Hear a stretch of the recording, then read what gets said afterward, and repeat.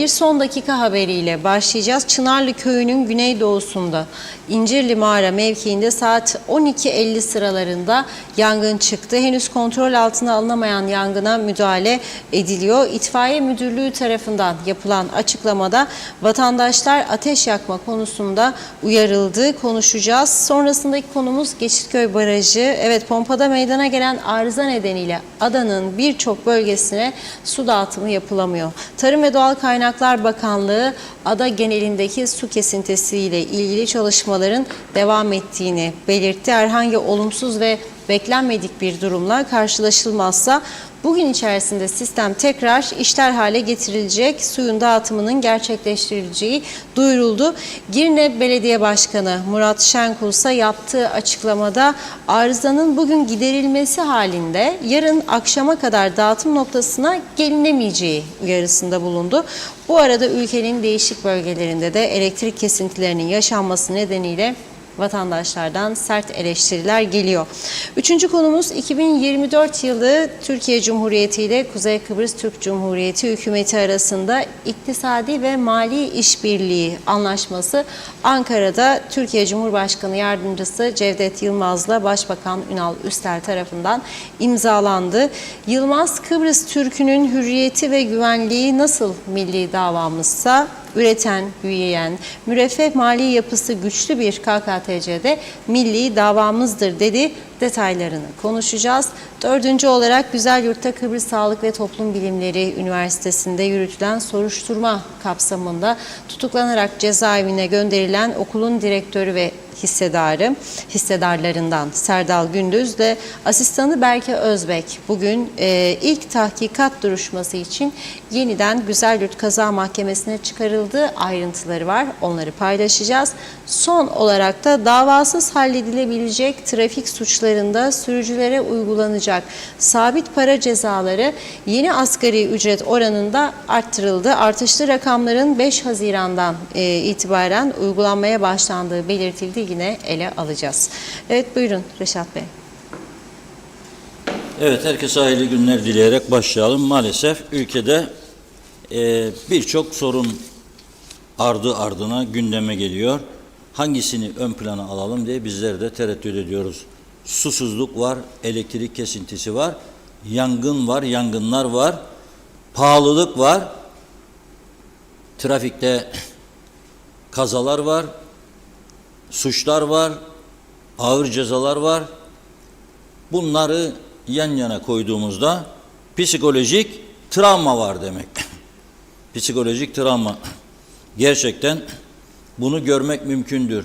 Birçok insan mesela hayatı iyidir, değil mi? Hayatı iyi olması için bir taraftan çabaladığını gösterirken bir taraftan iyi giden hayatını berbat etmek için adım atmaktan çekinmeyen serseriler var. Yani bunlara başka bir izahat mümkün değil diye düşünüyorum.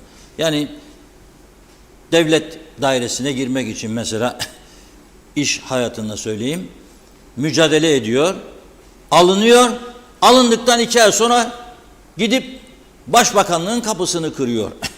Bazı bilgiler geldi bana son olaylarda. Alının 2 ay öncesine kadar başbakan işe alınması için kapısını aşındır, 2 ay sonra git kapısını kır. Üstelik seni ilgilendirmeyen bir konuda. Özel hayatta da böyle. Yaparım ederim, bir süre sonra öf püf bu çok geldi, bu nasıl? Veya aynı iş yerinde ortam bozucu veyahut da kafa karıştırıcı olmaması gereken hareketler ya istiyorsun iyi olasın, ya istiyorsun ya bu bozuyorsun. Bu bir nevi şizofreni yaygını var Kuzey Kıbrıs'ta. Ben onu da görüyorum yani. Birçok insanımız, belki bizler de öyle, ciddi rahatsızlıklar var da farkında değiliz. Özellikle psikolojik açıdan. Ama şimdi baktığımda ben evinde, özel hayatında gayet düzgün olan insanlar, psikolojisi sağlam insanlar anlamına gelmiyor tabii. Onlar da nereden etkileniyor? İşte çocuğu bir şey istiyor, alsın, alamıyor. Hanım eve ihtiyaç listesi veriyor, alamıyor. Ya çıktı kiraz bitiyor zamanı, bize biraz kiralasana diyor, alamıyor. 20 tane kiraz alacak, 300 lira verecek, 200 lira verecek, veremiyor. Bunlar psikolojik etkidir ama en önemlisi bugün Lefkoşa'da 43,5 derece hava sıcaklığı 43,5 derece ve deposu olmayan birçok yerde susuzluk ve elektrik kesintisi. Dün akşam saatlerinde özellikle birçok bölgede elektrikler kesildikten sonra bir sosyal medyaya baktığımda inanılmaz küfürler, sövmeler, su yok, elektrik yok, su yok, elektrik yok. Ama bunu hep konuşuyoruz. Mesela bizim geçtiğimiz hafta içindeki programlarımıza bir geri gidip bakarsanız, bir hafta önceki programlarımıza geri gidip bakarsanız, elektrik de var içinde, su da var uyarılarımız. Hem elektrik var hem su da ayrı ayrı. Yine gerilere gider bakarsanız hemen hemen her ay bilemediğiniz senede 8-9 programda ve gazete manşetlerinde güneydeki barajlardan örnekler verip kuzeydeki durumumuzun bu şekilde devam edemeyeceğini vurguluyoruz. Yani ana vatan bize etmez mi? Yeter tabii. Allah razı olsun, Allah razı olsun. Anamur suyu gelmeseydi her taraf kuruyacaktı. Ama şunu da kabul etmek lazım. Stratejik bir durum var. Deniz altından geliyor borular. Ne bileyim şiddetli fırtına, denizdeki dalgalar, ne bileyim bir sabotaj olasılığı seni susuz bırakabilir. Güney Kıbrıs'ı örnek verdim. Geçtiğimiz hafta Cuma ya Perşembe günü konuştuk burada. Rum Tarım Bakanı Brüksel'e gitti. Sırf su konusunu görüşmek için. Dedi ki bu sene barajlarımızdaki doluluk geçen senenin altında dedi. Biz bir turizm adasıyız. İhtiyacımız artacak. Onun için yeni projeler geliştirmeliyiz. Bize yardımcı olunuz dedi. Yardım istedi, mali yardım istedi. Nedir bu projeler? Denizden daha çok arıtma. Şu anda arıtma sistemleri var ama daha çok arıtma. Bizim bir tane gelmişti. Bafra'da ilk otel yapıldığı zaman Kaya Oteli, Artemis, o bölgedeki 8-10 köye de otelin dışında yetecek şekilde su arıtıyorlardı. İsrail'den gelen Tahal şirketi sanıyorum $1 ton başı ödüyorlardı. Sık sık aksattılar bunu. Daha sonra Mausa Belediyesi'ne geçti Tahal'la anlaşma. Fakat adamları sık sık kazıkladılar. Paralarını ödemediler. Ben çekip gidiyorum dedi. Gitti ve şu anda ikinci bir alternatifi yok. Kuyular da boşaldı. Güzelyurt'un en zengin kaynakları 40 senede yok edildi. Denizden su çekmeye başladı kuyular. Yani siz o sularla bırakınız zepse meyve yetiştirmesini. Elinizi ağzınızı yıkamanız sağlıklı değildir. Kaldı ki saçınızı yıkayacaksınız. Saçlar dökülecek. Yüzde gözde bir takım sorunlar yaşanacak. Fakat alternatif yaratılmadı. Hiç kimse bu projeler için çalışmadı. Ama bu sadece mecliste temsil edilen siyasi partilerin ya da iş başına gelen hükümetlerin sorunu değil. Hepsini denedik geçmişte bütün partileri. Bu sorun aynı zamanda bizim sorunumuz. Bizim sorumsuzluğumuz daha doğrusu toplum olarak. Maaş zammı gelmediğimiz sokaklara 13'ü keseceğim desin birisi, düşman. Ne bileyim istihdam yapmayacağım, köyde darbe, ne bileyim parti seçimlerinde rakibe destek. Tehdit üstüne tehdit.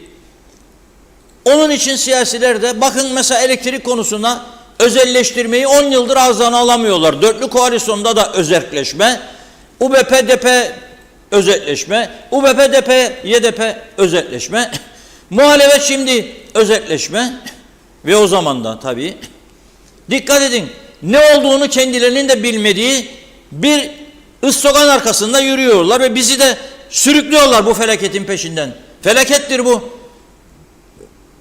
Çağ dışı kalmış, dünyada emsali görünmeyen en kötü yakıtla üretim yapan jeneratörlerle bizim geleceğimizi sözde garanti altına alıyorlar. Ama aklı başında olan hiçbir yatırımcı, bakın şu İslamik ya geldiler de bizi yok ettiler de falan filan. Vallahi ben olsam Türkiye'den yatırımcı gelip buraya yatırım yapmam. Yapmam. Elektriğim 2'de 1 kesilecek. Suyum 2'de 1 kesilecek. 2'de 1 sövme duyacağım. Ne geleceğim ben senin ülkene? Neyine güveneceğim? Yollarda trafik kazası. Ercan'dan gelen turistimin otelime sağ salim gelip gelmeyeceğini bilmiyorum. Ne yapmaya geleyim? Yani öyle bir düzen yaratmaya çalıştık. Paralar verilsin, devamlı zamlar da verilsin. 13 da verilsin, ek mesailer de verilsin. Bir yerde duyduğum bir özel kurumda 100 bin daha ek mesai diyor. Dedim oğlum bize de açın bir minhal gelelim. Nasıl olur be bu iş dedim. Birçok iş mesai dışına bıraktırılıyor. Bilinçli bir şekilde. Vermek zorunda mısın? Ne yapalım vermesek? Ha yani şimdi hem şantaj hem tehdit üzerine kurulmuş bir devlet düzeni demeyeceğim. Bir şirket yönetimi, tehditler ve şantaj üzerine kurulmuş bir şirket yönetimi başarılı olabilir mi ya? Olamaz. Onun için evet bugün Ankara'da bir protokol imzalandı. Sağ olsun Anavatan gene 14 milyar vereceğim dedi. Ama 140 milyar verse burasının çok iyi bir yönetim gelmesi halinde bile 5 yıl içinde dahi düzelmesi mümkün değildir. Daha önce 1 yıl 2 yıl derdim. Bakın bugün diyorum ki 5 yıl. Bu su kaynaklarını zenginleştirmek yeniden 1 yılda olacak iş değildir ki. 5 yılda da belki de olmayacak. Bazıları ahkam keser. Türkiye'den su geleli 10 yıl oldu da şimdi kuyular. Ha öyle değil. Dün belediye başkanı bağladık işte. Değil. Tamamen kurumuş kuyular. Denizden su çeken kuyular. Onun tekrar iyileştirilmesi belki 10 yıl alacak. Belki 15 yıl alacak. O da bol yağış olursa. Gene kurak bir sene geçirdik. Son 1 yıl kurak geçti. Bana umutlanabileceğim bir şey söylesinler. Ben Türkiye'nin vereceği para yardımlarıyla burasının düzeleceğine artık inanmıyorum. Burası kendi kaynaklarını iyi kullanmadığı sürece burasının düzeleceğine ben ihtimal vermiyorum. Bakın bugün Çınarlı bölgesinde yangın çıkmış. Muhabirimizi gönderdik, Mausa muhabirimizi. Orada itfaiye de bugün bu yangından önce, saatler önce açıklama yaptı. Dedi ki 13 yangın çıkmış dün. Dikkatli olun yahu dedi. Yangınların sebepleri arasında elektrik kaynaklı diyor. Kısa devreler. Elektrik dün bana bazı vatandaşlar elektrik tellerinin ağaçlar arasında kaldığına ilişkin fotoğraflar gönderdi. Kullanamadım.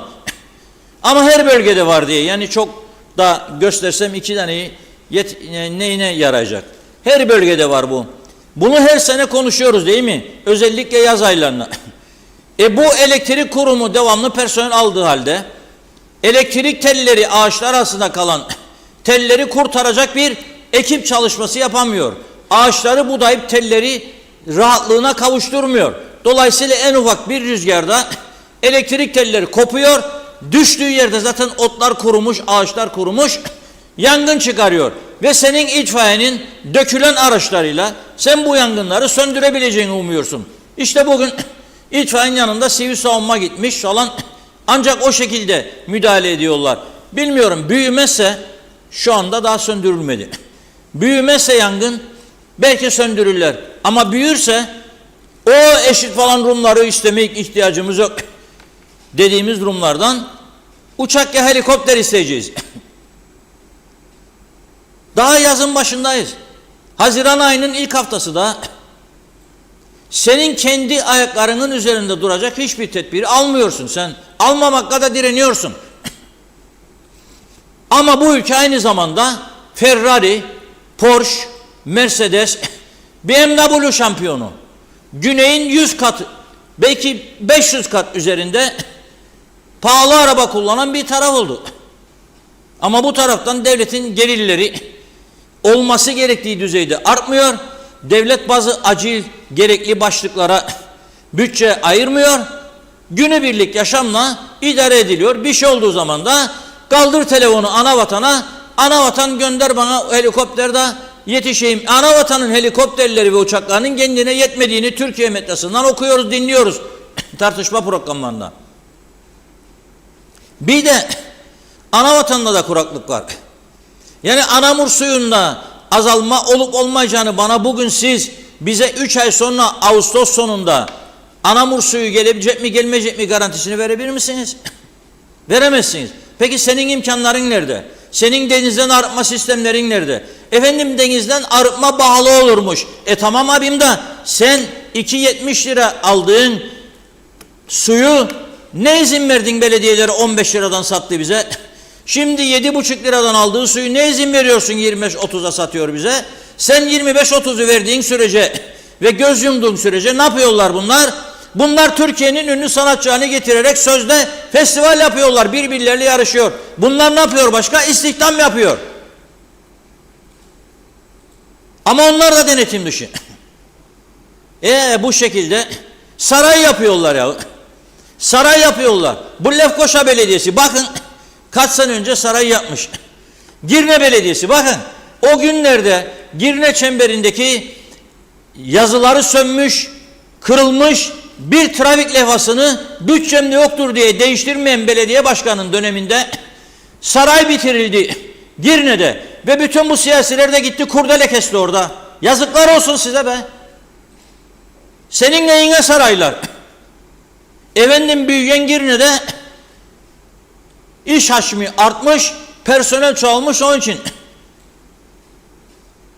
Gelin gidelim Güney Kıbrıs'a. Kaç tane belediyenin halkla ilişkiler tanıtım görevlisi vardı. Hadi gelin gidelim.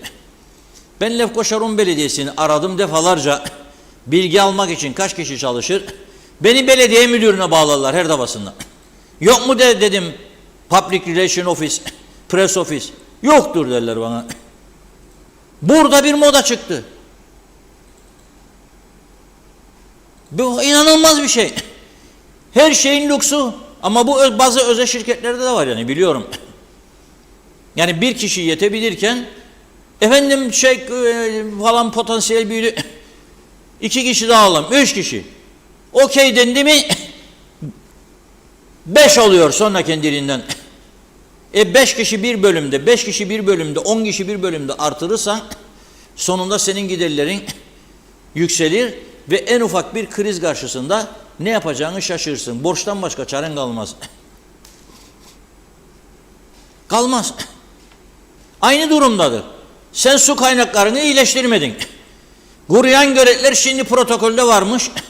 3 sene içinde iyileştirilecek 15 tane 16 tane gölet. Bunlar da küçük göletler. Sen yıllar önce düşünün 1995 ya 96 senesi dönemin Türkiye Büyükelçisi projeler hazırlatmış, o kadar zahmet etmiş, sırf Kıbrıs'ı susuzluktan kurtaracak ve çok akıllı bir projeydi. Yeşilırmağı, Trodosların altına dev bir baraj kuralım, yağmur kar yağdığı zaman akan sular gelsin orada biriksin, Mausa'ya, İskele'ye kadar gönderelim bu suyu. Biz izin vermedik. İş araçlarının altına yattı Yeşilırmaklılar. Vermeyik dedi. O dönemin KKTC hükümetleri de dedi ki ne yapalım oy var bize düşman falan filan. İdare edelim ya dediler. Sonra Süleyman Demirel Allah rahmet eylesin. Merak etmeyin kardeşlerim geliyorum dedi. Balon getirdi buraya. Çıkar balon Anamur'dan yarı yolda patlar. Olmayacağını anladılar. Rumlar da denedi bunu. Gemiyle, tankerle su getirmeyi Yunanistan'dan bir ara olmadı. Ve akıl kullandılar. Barajları artırdılar. Verimli hale getirdiler. Ondan sonra denizden arıtmayı kesmediler. Devam ettiler ve ediyorlar. Sen de istersen bir fon ayırıp çoktan bunları başarabilirdin. Ama bu oy getirmez tabii. Bu oy getirmez. Üst kademeden başlayın tasarrufa gidin dedik yok. Yapmadılar. 20 kişi Avustralya. 10 kişi Dubai. Bilmem 15 kişi Antalya. 25 kişi Konya. Gidin gezin beyefendiler. Cumhurbaşkanı geldi. Bugün meclis başkanı gitmiş. Kaç kişi? Allah bilir. Senin ayranın yok içmeye, atla giden çeşmeye derler. Aynı o misal. Aynı o misal. Ben bütün toplumun aslında bu konulardan rahatsız olduğunu biliyorum, görüyorum. Halka cesaret verecek, adımlar atılsa halkın kemer sıkmaya hazır olduğunu da biliyorum, eminim bundan. Ama ne der vatandaş? Başlayın yukarıdan göreyim sizi der. Başlıyorlar mı yukarıdan? Yok. Daha çok harcama, daha çok danışman, daha çok müşavir, daha çok atama. Parti içinde birbirlerini yemek harcamak için gruplaşmalar, daha fazla harcamalar. Devletin yapması gereken işleri geri plana almak. Mesela vergi tahsilatı. Sen bir mi o bizim partendir? Sen bir mi o bizim bilmem neyimizdir? Bana ne, senin neyin isterse olsun. Neyin isterse olsun. Partilere yardımı keser saymışlar. Muhtaç olacakmışlar iş adamlarına. Ha yok, şu anda muhtaç değildirler iş adamlarına. Her zaman muhtaçtırlar. Partiler de yeni dünya düzenine ayak uyduracak. Seçim geldiği zamanlarda 2000-3000 kişi toplayacak diye 200-300 tane 500 tane araba kiralayıp para harcamayacak. Sokaklardaki tabelalara seçim reklamları doldurmayacak. Çıkacak, gelecek buraya er meydanına rakibinden konuşacak, işte sana tanıtım. Yok, orada harcadıkları paraları sonra yerine koyabilmek için devlet yardımı şarttır diyorlar. Ona kesemiyorsun. Örtülü ödenekleri kesemiyorsun. Lüks harcamayı kısmıyorsun. 4000'den fazla resmi hizmet aracını satmıyorsun, durdurmuyorsun.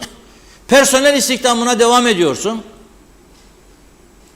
Ondan sonra ana yetiş imdadıma 14 milyar alıyorsun ama bunun kaçı güvenlik kodleridir? Söyle bakalım asker.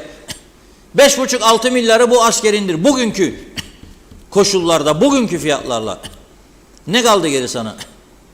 8 milyarın bir kısmı da maaşlardır. Bir kısmı da yarım kalmış projelerdir. Mesela Güzeryurt Hastanesi'nin tamamlanması kötü mü? İyi.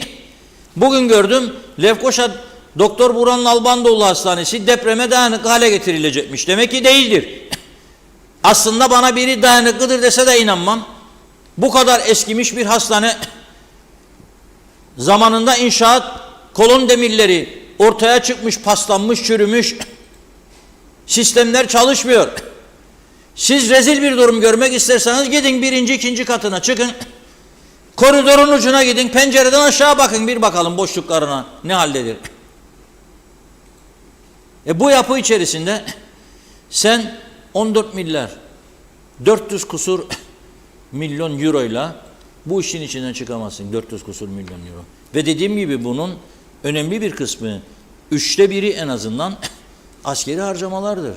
Askerin yiyeceğidir, elektrik giderleridir, yakıt giderleridir ve diğerleri. Ama şimdi Ankara'dakiler de bakıyor. Diyor ki, kardeşim diyor, sen diyor orada Ferrari, Porsche, Mercedes, BMW şampiyon oldun dünyada. Getir bakayım bana listeni göreyim diyor. Bir yılda ne kadar lüks araç kullanımı artmıştır. Hangi yolda sürüyorsunuz siz be bu araçları diye sorduğunda ne cevap verecek? Süremediği için işte bazı gençlere de alıyor babaları veya bazı işte mülk satış patlamasından zenginleşen arkadaşlar ne yapıyorlar biliyor musunuz? En tehlikeli bölgede çembere yaklaştığında bile makas yapıyor, sana gösterecek ki Porsche kullanır ya da Ferrari kullanır. Ya da güzel bir bayan tavlayacak, onun önünden öyle geçiyor. Bak diyor, benim Porsche'um var, Ferrari. Zaten buna da meraklı çok bayanlar vardır. Çok var. Ha, amacına ulaştın sen. Ama ben de devlet olarak çökeceğim. Yönetim olarak çökeceğim. Git be işine. O zaman koyacaksın vergini. Çatır çatır alacaksın. Ama hangi düzenine? Hangi siyasi düzenine? Sorarım. Yapamazsınız.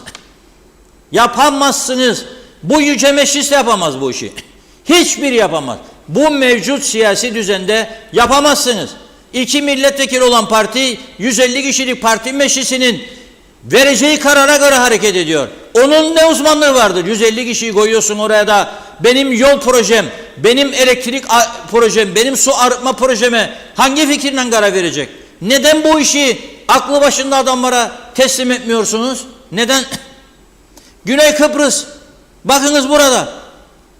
Eksilen hemşireleri, doktorları Mısır'dan getirme kararı aldılar, başka bir ülkelerden. İstihdam kararı imzalandı dün Kahire'de Rum yönetimiyle Mısır hükümeti arasında. Siz yapamazsınız ama. Siz Mısır'dan getirmeye kalktınız mı örgütler ayağa kalkacak. Biz bilmem ne bu iş yerinde görev var. Kapatırık hastaneleri. Siz de teslim olacaksınız. Ve ek mesaileri ödeyeceksiniz. 130 daha. 120 daha. Ve ben sağlık hizmeti alamayacağım hastaneden senin gelip. Sonra da ana vatan bitirsin. Bitirdiğinden ne olacak? Bitirdiğinden ne olacak? Ben geçen hafta bir köyün sağlık ocağını aradım. Doktorun adını da buldum. Kimmiş? Sonra döndüm özel telefonunu buldum. İnat mı inat? Soracağım bir şey. Dedim ki siz nöbetçi misiniz bugün? Evet dedi. Ama hastane cevap vermiyor. Sağlık ocağı dedim. Kimse yok mu? Sen de gittin hemşire de mi gittin? Diyor mesai bitmiş. Neyi bitti dedim. Saat 2.30'da. Mesai mi biter? Yok. Ona birileri diyor ki sen 12 git da. Tamamdır abim. Düzen bu senin yarattığın. Şimdi onun için Facebook'larda, Instagram'larda kükremeylim. Yaşanmaz. Su da yok, elektrik yok, neyin var? Bizler de bu düzene hep birlikte yardımcı olduk. Bugün çıksa bir deli dese ki değiştireceğim bu düzeni ve güvenin bana. Kaç kişi gidecek arkasından söyleyin bakalım. Kaç kişi? Delirdi bu diyecekler. Yalan söylemek zorunda kalacak. Mesela diyecek ki ben satacağım bütün resmi hizmet araçlarını. Ben keseceğim parti yardımlarını. Keseceğim örtülüleri. Bütün resepsiyonları yasaklayacağım. Türkiye'nin yasakladığı gibi. Bizde hala yasaklanmadı. Heyecan duyuyorlar şimdi 20 Temmuz 50. yıl resepsiyonları için. Bir 19'unda meclis başkanı, bir 20'sinde cumhurbaşkanı. Heyecan duyuyorlar onun arkasından 15 Kasım KKTC sonsuza dek forever. Heyecan duyuyorlar onun arkasından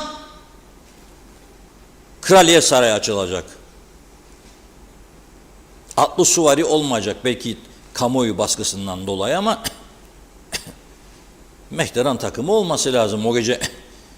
5000 kişilik bir davet yetmez bence. 20, 30, 40 sığar zaten o alan. Bir tane Luna Park yapamadınız bu çocuklara 74'ten bu yana. Ufacık tefecik işte bu fuar alanında var. Hem de geçerken bakarım o dönme dolaplara. Ya bir tane akıllı adam yok mu be bunlara izin veren? Belediyen var senin, bilmem sanayi idaren var, ticaret idaren var, turizm bakanlığın var. Yolun kenarındadır dönme dolap var. Geçerken bakarım Allah'ım derim inşallah bir şey olmaz çocukları korlar giderler insanlar. Bir koptu mu yolun içinde arabalar üstünde. Sen sınırına yakın nasıl izin verin be buna sen? Hiçbir şey umurlarında değil. Aynı zamanda bir Lefkoşa'da ünlü bir alışveriş merkezine gittim geçenlerde.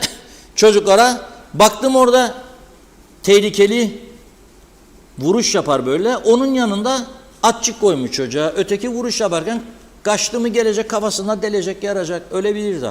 Kimin umurunda ya? Ama onu geçtim bir devletin fuarı. Bütün sene kapalıdır. Boş alan. Yazıklar olsun size boş alan. En geniş arazi.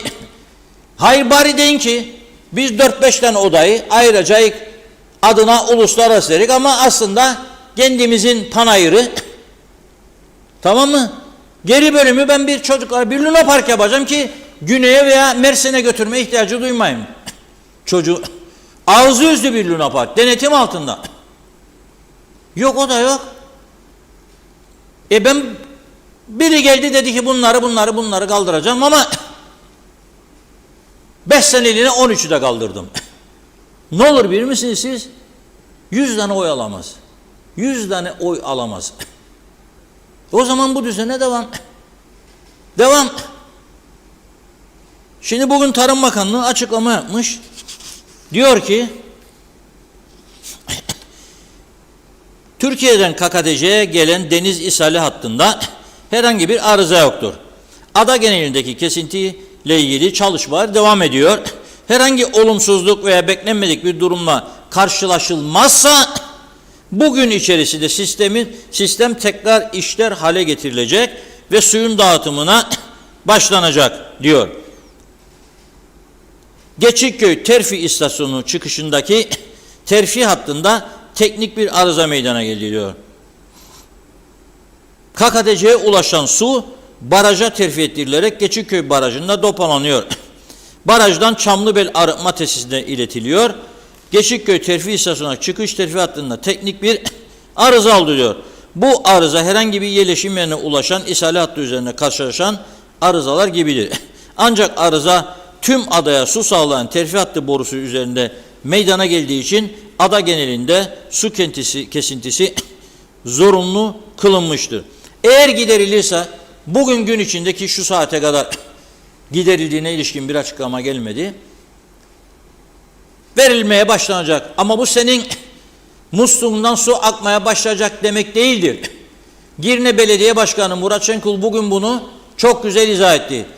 Bu gece verilmeye başlasa bile yarın akşama bile dağıtmamız zor olabilir dedi. Özellikle yüksek yerlerde beklemesin yarın akşama kadar anlamında bir açıklama yaptı. Çünkü sen vereceksin, onun depoları boşalmış, oraya gelecek, doldurulacak, hava çekecek, bilmem ne çekecek. Sonra kademe kademe açacak. Onun için yarın akşama kadar bence herkes çaresine baksın, fazla su kullanmayın. Benim tanıdığım bir aile vardı. Bir adam, Allah rahmet eylesin, bir gün berberde karşılaştık. Saçı kestim ve bana dedi, nereye gidiyorsun dedi. İşe mi? Yok dedim. Önce duş alacağım. Saçı kestim. Ne dedi ama berberden?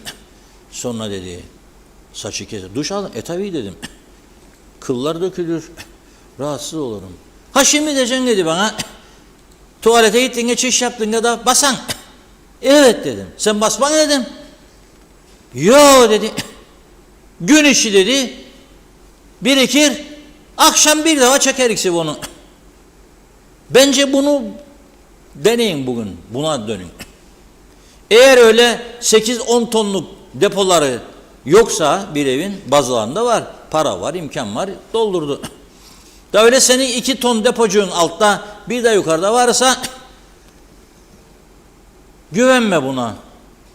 Bugün çarşamba, perşembe akşamı, cuma, peki cuma akşamı o da bugün bu arıza giderilirse, yarın giderilirse cumartesi pazarda unut. Cumartesi pazarda unut. Hava sıcaktır.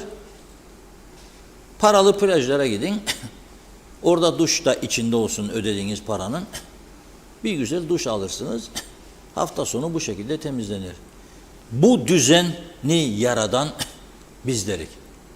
Sahte bir siyaset düzeni önümüze çıkardılar. 2 metre uzunluğunda seçim pusulası koydular. Yedik yuttuk bunu.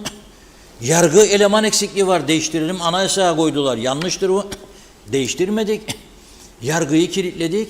Adalet bekliyoruz şimdi yargıdan. 2 yıl önce olan ağır bir suç duruşması hala başlamamış. Yargı yetişmiyor. Polise umut bağladık. Polis perişan. Uyuşturucu baskınları 1 yıl Nijeryalı bunun içinde patlattılar uyuşturucudan. 1 yıl yabancı, yok yasa dışı oyun oynatanlar, yok ne bileyim bu tarafta trafik kazaları durmak bilmez, ne bileyim şiddet, ne bileyim cinayet ve sahtelikler, diplomalar yetişecek polis bunların hepsine bekliyoruz. Yetişemiyor, yetişemeyecek de. Ve bütün bunlar yetmezmiş gibi deport ettiğimiz adamı bağışlayacakmışık bir asgari ücret cezaevinden de geri getirelim. Bundan vazgeçmesini öneriyorum hükümete. Bundan daha büyük bir kötülük yapılamaz bu ülke. Kim size bunu söylediyse, kim bastırıyorsa ona deyin ki go home. Evine git. Olmaz bu. Bir asgari ücret değil, 1000 asgari ücret verse bana bu ülkeden deport ettiğin adamı geri getiremezsin. O zaman suç patlaması yaşanır. O zaman sen bu ülkede turist hiç getiremezsin. Eğitim hiç getiremezsiniz. Bakın o zaman ben de Türkiye'ye çağrı yaparım. Derim ki çocuklarınızı göndermeyin buraya diye bağırırım. Tehlike vardır. Ne bu ya? Bu olacak iş değildir. Bizi nereye zorluyorsunuz yani? Bakın tekrar ediyorum. Eski Hürriyet, Günaydın gazetelerinin arşivlerine giriniz. İstanbul'a vize istiyorlardı, vize. Nüfus o zamanlar 3,5 milyon İstanbul'da. Da ben burada 300 bin nüfus, orijinal 200 bin 280 neyse. Ve ben bunu bırak, yani kimlikle giriş devam. Sen hala da Türkiye polisine bağlanmadın tam olarak. Suç işledi mi işlemedi mi, kaçak mı değil mi? Aha geçen hafta çıktı 7 kişi, 3 tanesi burayı yok etmeye gelmiş. Ve ben izin vereceğim. Geliniz yok edin bizi, daha da karıştırın. 300 bin kişinin burada hakkı vardır anayla oturup konuşmaya ve vize koymaya bile hakkı vardır. Ve ana da buna saygı gösterir. Kaldırmaz. Efendim Yunanistan kaldırdı. Da siz bize mi koyacaksınız şu biz beslerik sizi askerimiz? Yunanistan kaldırdı ama ben geçen hafta dinledim. Bloomberg'de önemli bir kurum başkanını. Yunanistan banka dekontlarını istiyormuş. Banka dekontlarını vereceksin. Adam diyor benim bankada kaç param var bilecek diyor. Ne şartlar koymuş Yunanistan'da, onu da bahsedelim ama. Ondan da bahsedelim. Hadi ben geliyorum. Ya Sugumbare senin adana diye gel hoş geldin Durkos. Da beni koyuyor zannediyorsunuz. Yok. Başvuru yaptın da gideceksin. Senden bunu seyahat acentesi istiyor. Yunan hükümetine verecek. Bütün sicilini okuyor. Siz de burada başladın aynı sistemi. Türkiye'de suç işlediyse veya başka ülkede onu bir polis görsün, muhaciret ve talimat vereceksiniz. Diyeceksiniz ki geçmişte de bir suç işlemiş ise ve ceza yemişse onun bu ülkeye girişi yasaktır. Geldiğin gibi güle güle kardeş. Türklüğümü benim bunu yapmakla ölçemez kimse. Türk'üm, doğruyum, çalışkanım. Ama ülkemi de korumak zorundayım. Bu ülkenin korunması Türkiye'nin çıkarlarına uygundur. Bu ülke ne kadar iyi korunur, ne kadar iyi olursa dış dünyadaki temaslarda Türkiye o kadar saygı gösterirler. Bravo Türkiye, gittiniz orayı kurtardınız, askerleriniz orada ama orada iç işlerine karışmıyorsunuz. Orada demokratik bir yönetim var. Orada güzel, başarılı işler oluyor. Orada su sorunu çözüldü, elektrik sorunu çözüldü. Orada plajlar tertemiz, yollar pırıl pırıl güvenli. O zaman Türkiye puan toplar bundan. Türkiye bir şey kaybetmez ki. Ama sen beni 43,5 derece ateş altında susuz ve elektrik... dünyanın her yerinde arıza olur. Olmaz. Beni Uganda'yla karşılaştırırsan ya Kenya'yla bilmem. Olmaz. Benim adamın bir yarısı Avrupa'dır. Onlarda yoktur böyle bir durum. Ve diyorum 17 tane çok iyi çalışan, çok iyi bizim 3 yıllık su ihtiyacımızı şu anda barajlarında barındıran Güney Kıbrıs'ın 3 yıllık ihtiyacımızı barındıran Güney Kıbrıs'ın azalma var diye geçmiş yıla göre alternatif projeler üzerinde çalışıyor. Mısır'a gidiyor. Mısır'la anlaşma imzalıyor. Belçika'ya gidiyor. Brüksel'e oradan anlaşma yapıyor. Daha çok arıtma ve Avrupa Birliği katkısı istiyor. Biz burada bunları sağlayabilecek durumdayız.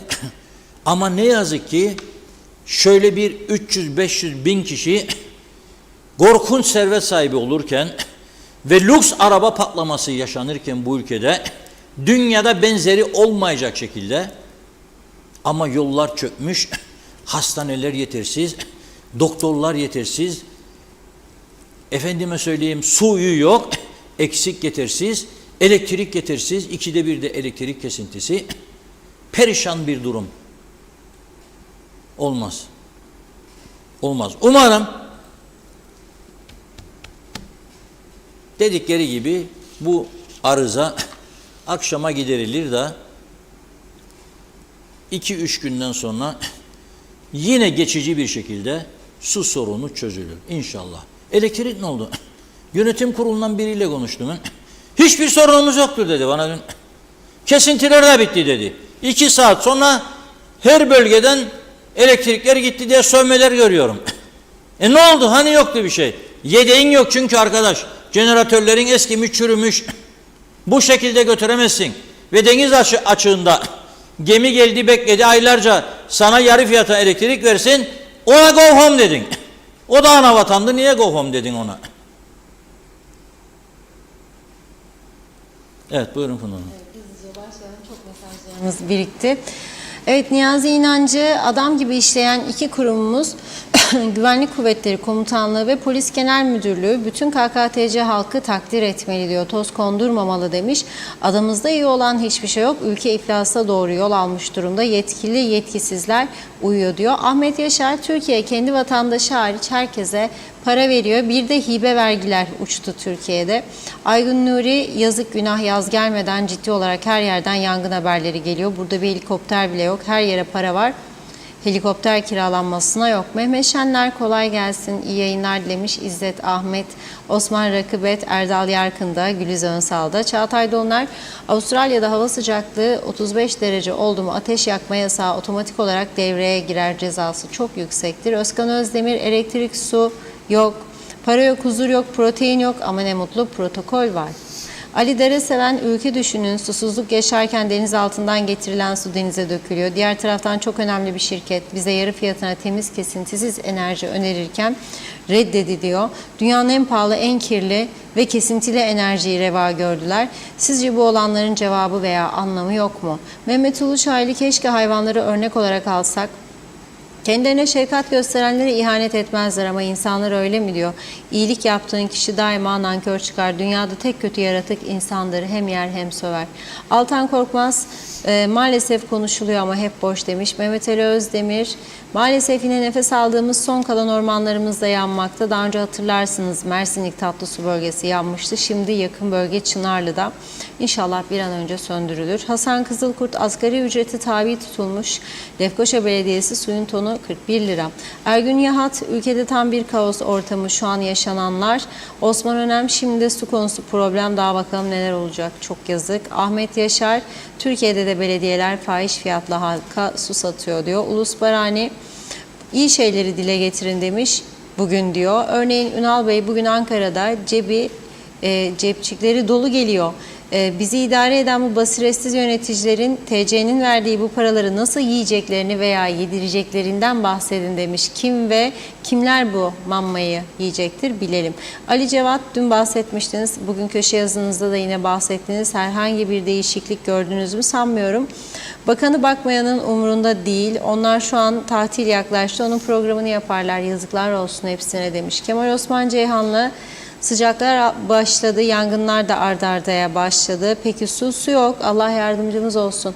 Bülent Karakaşlı, biz engellilerin maaş farkları ne zaman yatacak, bilginiz var mı diye soruyor. İsmail Kerçin, Mesarya sıcaktan yanıyor, bir yandan da elektrik yok, su yok, Allah'a kaldı. İsmet Sencer, harikasınız demiş. Mehmet Uluçaylı, adanın 4 tarafı deniz, denize uzaklık 45 dakika ama tüm yapılan inşaatlarda havuzda yapılıyor. Yapay çimler dururken gerçek çim ekiliyor. Su yok, yazda sıcaklık 50 derece nasıl yetişsin demiş. Biz bulduk da bunadık Türkiye gibi vatanı. Fikret İpekçioğlu, dokunulmazlıklar kalkmadıkça hiçbir işlerini tam yapmayacaklar. Tam bir fiyasko. Aytaç Bey, iyi yayınlar demiş Gürkan Giritli'de. Ali Dereseven, bunları hep TV'den izliyor, üzülüyorduk. Elektriği, suyu olmayan ülke düşünün. Kendinizi nasıl hissedersiniz? 3. sınıf insan mı, 4 mü? İşte bizleri düşürdükleri durum bu. Çok ağır cümleler kurmak istiyorum ama kendimi frenliyorum. Yine de bizleri bu duruma düşürenleri Allah bildiği gibi yapsın dedi. Orhan Aslan, maalesef Kuzey Kıbrıs'ta inşaat patlaması sonucu villa sitelerde o kadar çok havuz yapıldı ki yeraltı su kaynaklarını tüketmeye birebir diyor. Oteller haricinde tüm havuzlar iptal edilmeli. İzzet Ahmet, neden gücünüz yeter? O zaman bakın 780 bin Kıbrıs Türk, Londra'da 180 bin, Avustralya'da 10 bin, Kanada'da yaşar. Bizi geldi kurtardı. Neyi kurtardı? Bizi kovdular diyor. Onlar yerleşti. Hala demezsiniz biz ne yaptık milliyetçiler. Nazime Nalbant, Londra'dan herkese selamlar. Evet, üzücü haberler bizleri derinden üzüyor. Ülkemizi batırdılar. Sonu ne olacak? Daha çok da olaylar duyuyoruz. Her şeyi de mahvettiler. Nasıl çözecekler? İnanın hiçbir şey yapamayacaklar diye konuşuyorlar. Reşat Bey doğruları söylüyor. İyi ki varsınız demiş. Şahin Özdil, ne yapmalıyız? Şaşırdık. Anlatmana rağmen Sağır Sultan duydu. Bunlar duymadı. Yazıklar olsun. Nezih Türker, diline sağlık Reşat Bey. Kadir Bileç, elektrik kurumunda çalışanlar klimalı odayı bırakıldı dağlarda, elektrik telleriyle mi uğraşsınlar diyor odaları bırakıp da. Aytekin Farisoğlu, güzel bir şey söyleyin diyor. Celal Harun, 5 Haziran Dünya Çevre Günü mesajı, kısalttım, çok uzundu bu mesaj. İnsanlarda çevre kirliliğine yönelik farkındalık yaratabilmek, çevreye duyarlı bir nesil yetiştirilebilmesi için her yıl çeşitli etkinliklerle kutlanan gün, tüm insanlığın bugününü olduğu gibi geleceğini de yakından ilgilendirmekte. Doğal kaynakların bilinçsizce tüketilmesi, dünyamızın düşüncesizce kirletilmesi şüphesiz ki yaşamın sürekliliğini, kalitesini olumsuz yönde etkileyecek. Bütün vatandaşlarımıza güzel, temiz bir çevrede mutlu, sağlıklı bir ömür diliyorum. Emir Ali Tatlıdil, akşam 11'den 1'e kadar susuz kaldık. Bulaşıkları şişe suyuyla yıkadık. Lavaboları şişe suyu doldurduk. Zamanında Gönyeli Belediye Başkanı Hüseyin Amcaoğlu söyledi, tedbir alıp yatırım yapmazsak bütün ülke susuz kalacak diye diyor Emir Ali Bey. Diğer mesajında da boşa harcanan o kadar para var ki bunları her sene bir yere yatırım yapsalar her taraf düzelir. Gürsel Çiğit Paşa, meclis bu halka ahmak görüyor ama gerçekten de bu halka yakışır demiş hükümetin yaptıkları. Benim görüşüm bu diyor. Hükümet sadece memura nasıl zam yapacak diyor, çünkü bingo oyları bu diyor. Önemli olan hükümet içinde oy alması. Metin Maraşalı hoş vakitler dedi. Evet, buradan birkaç mesaj daha okuyalım. Nazime Nalban, çok uzakta olsam da sizleri hiç kaçırmadan izliyorum. Yangın çıkmaması için çok dikkat etmeliler. Allah beterinden saklasın demiş. Doğru düzgün araçlarımız da yok. Mehmet Ali Özdemir, bizde de akıl koydular. Dere yatakları, su yollarına bol miktarda inşaat yetmez gibi kışın su bastı diye feryat ediyoruz. Biz devletini seven değil, kısa sürede rant nasıl kazanılırın peşindeyiz. Maalesef gün gelecek, Türkiye'yi de usandıracağız. Sayarak selamlar, su için sıraya girdik. Doğadan netice almadık. Rumlarla kaderimiz aynı. Başıbozuk çoğalmayalım. Suyumuz yetmez oldu. Laf partilerine son verelim dedi. Alper Ali Güllü, kolay gelsin diyor. Sevgi Savaşçı da hayırlı yayınlar. Serdar Cesurer de iyi yayınlar dilemiş. Nevzat Gökçe'yi de okuyup ara verelim. Merhaba. En son çıkan ışıkları söndürsün, çeşmeleri kapatsın, sözü bitti artık. Elektrik, su yok, artık acınacak hale geldik demiş. 20 Temmuz törenleri için milyonlar harcanacak diyor. Emir Ali Tatlıdil de bugün birisi hastanenin eczanesinden resim atmış. En az 40 kişi sırada bekliyor. Tek bir eczane açıkmış. Herkes saatlerce sırada bekler dedi Emir Ali Bey. Daha çok mesajımız var. Yine devam edeceğiz. Teşekkür ediyoruz. Buyurun. Evet, Çınarlı'dan yangınla ilgili son fotoğraflar geldi elimize. İtfaiye ekiplerimiz yetersiz olduğu için sivil savunma ekipleri orada 30 personel, 3 arazöz, 6 araç ve 1 su tankeriyle yangına müdahale ediyor. Görüyorsunuz, ekrana getiriyoruz şimdi.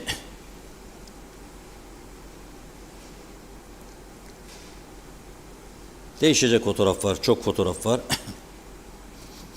Yalnız dikkatimi çeken bir şey var burada. İtfaiye ekiplerimiz de böyle. Böylesi bir yangına, bu zehir var orada demektir. Zehir var. Maskesiz. Koruma yok üzerlerinde. Koruma yelekleri, elbiseleri. Yazık ki onlar hepsi zehirleniyor orada. Hepsi zehirleniyor. Bir de bu meslek var. Bazıları klima altında iki kalem oyna diyor. Memnun değil hayatından. Aynı neredeyse gelirle bir de bu konumdaki insanlar var. Bakın, zehirleniyorlar resmen orada. Bu yangın nereden çıktı? Dünkü açıklamasına göre itfaiyenin, dün 13 yangının çoğu elektrik tellerinden. elektrik tellerine, elektrik kablolarından çarpışıyor, dallar mallar vuruyor, ateş çıkıyor, olduğu yeri yakıyor. Bu olmaz, bu itfaiyenin bu durumu olmaz. Araçlar, bu sivil savunmanın tabii şimdi yayınladıklarımız. İtfaiyeden böyle bir servis yok, sivil savunmadan var geldi. Ama onlar da gördüğüm kadarıyla maskesiz ve korunmasız. Ya Türk korkmaz biliyorum, hücum! Ama olmaz. Olmaz yani. Olmaz. Bizim itfaiye elemanlarının iyice eğitilmesi lazım. İyice. Ve korunması lazım. Araç gereç takviyesi lazım. Çağırın bir 30 tane 40 tane bu ülkenin önde gelen insanını, kimler olduğunu biliyorsunuz. Deyin ki alın bize o 20 tane itfaiye aracı. Bakın görün hemen çözersiniz bu sorunu. Ve tüm kıyafetlerini. Ama giydirip de çıkaracaksın. Bir adam savaşa giderken elinde silah var ama içinde kurşun yok, gider mi ya? Olmaz. İnşallah söndürülür bu yangın erken zamanda. Hiçbir tedbirimiz de yoktur. Bugün Ankara'da Kuzey Kıbrıs Türk Cumhuriyeti ile Türkiye arasında 2024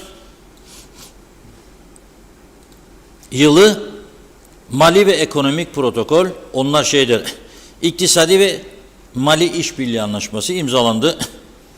Cumhurbaşkanı Yardımcısı Cevdet Yılmaz Bey, Kıbrıs Türk'ünün hürriyeti ve güvenliği nasıl milli davamız ise üreten büyüyen müreffeh mali yapısı güçlü bir KKTC de milli davamızdır diyor. Yani üreten, müreffeh olan ve mali yapısı güçlü bir KKTC istiyoruz diyor. Nasıl olacak bu?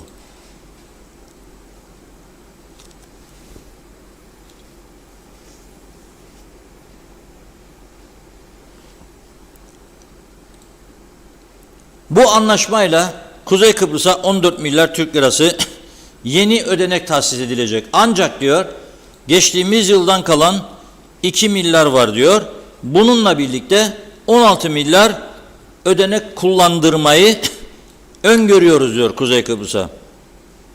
Bir önceki protokolde yer alan hususların gerçekleşme oranı %83'tür diyor ve son dönemdeki en yüksek gerçekleşme oranıdır diyor. Yani daha önce bize söz verilir, paraları alırlar, yapmazlardı, maaşlara kullanırlardı. Ama şimdi öngörülen projelerin %83'ü tamamlandı diyor.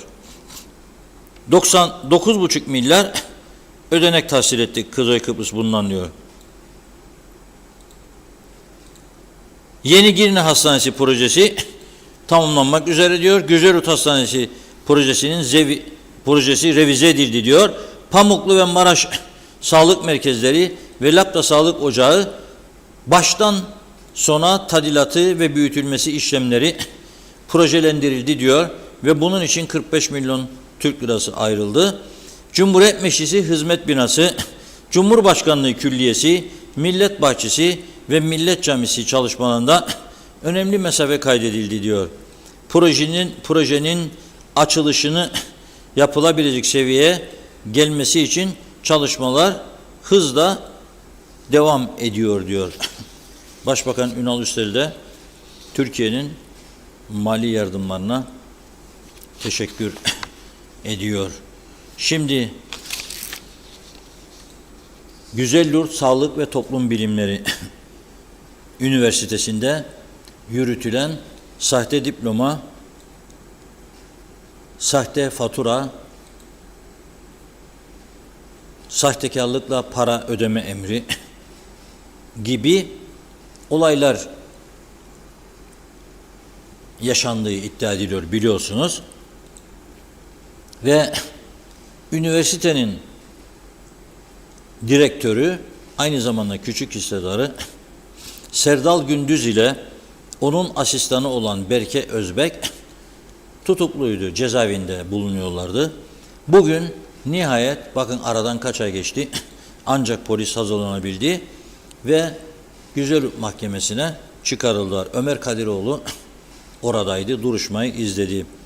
2 sanık toplamda 83 davadan itham edilmiş ve dolayısıyla mahkeme tanıkları dinlemek için duruşmayı 7 Haziran Cuma gününe ertelemiş. Yani uzun bir ara vermiyor mahkeme. Bir an önce başlamak istiyorum bu davaya diyor. Çünkü ülke bundan çok zarar gördü. Çok psikolojik travmalar yaşandı.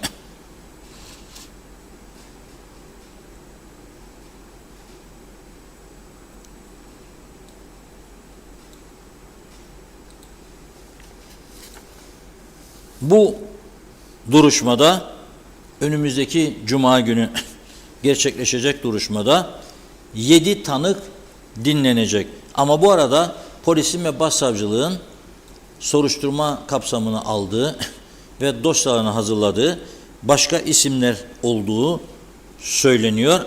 Onları da önümüzdeki günde açıklayacaklar, göreceğiz. Şimdi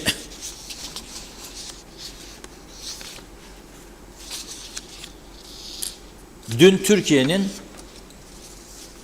enflasyon, önceki gün daha doğrusu Türkiye'deki enflasyon rakamları açıklanmıştı. Bizim istatistik kurumumuz da bugün Mayıs ayı hayat pahalı oranını açıkladı ve %3,5 olduğunu belirtti. Buna göre diyor son 5 aylık hayat pahalılığı %27,28, yıllık enflasyon oranı ise 95,37 olarak gerçekleşti. Çok yüksek bir rakam. Avrupa ülkeleri %3-3,5'u aşağıya çekmek için çırpınırken 3-3,5. Biz %95'i konuşuyoruz hala bugün. İlginç bir durum. Türk lirası faizler arttı. Dün akşam saatlerinde dolar neredeyse %2'ye yakın değer kazanmıştı. Bu sabah 1-2 tokat yedi. Hafif aşağılara gelse de 2 gün öncesine göre daha yüksek durumda. Yani dövizdeki yükseliş de bir süre durdurulsa da önü kesilemeyecek gibi görülüyor. En yüksek artış diyor ana gruplarda %14,09'da eğitimde diyor. Bu son derece önemli. Bu son derece önemli. Bugün bizim bir çalışan arkadaşımız da getirdi bana özel okulların ücretlerini, zam üstüne zam, zam üstüne zam. Doğu Akdeniz Üniversitesi'nde okuyan çocuklar, özellikle tıp bölümü, anormal artış oldu. Biz bu parayı ödeyemiyoruz diyorlar, ödeyemeyeceğiz diyorlar. Ama Doğu Akdeniz geçmiş yıllardan biriken ağır borçlar nedeniyle açığı kapatmak ve eğitimi sürdürebilmek için çareyi yüklü zamlarda buldu demek ki. Ama madalyonun bir de öteki tarafı var. Bu paraları ödeyemez duruma geldiyse bu öğrenciler, siz bunları nasıl tahsil edeceksiniz? Veya bunlar yarın buradan çekip giderse o açığı nasıl kapatacaksınız?